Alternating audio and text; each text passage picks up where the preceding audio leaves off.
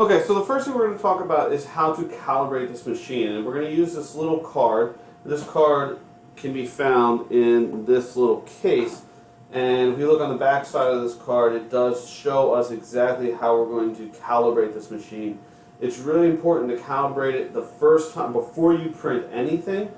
And then certainly you can recalibrate it periodically through your print job.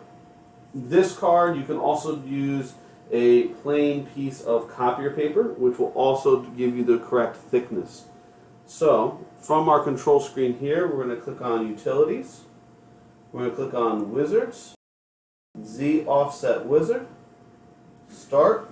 Now you want to make sure that your print head here is free of any old filament. Okay, so once the print bed is close to the nozzle, I have my little Z offset tool, and of course if we don't have this, a simple piece of copy paper will work. And right now I can fit it in there. I'm going to slowly raise it up. You notice I'm wiggling back and forth, and I'm looking for just the slightest bit of resistance. Okay, so you can see there it's touching. Now let's see if I can back it up just a little bit. I can just feel it hitting right there.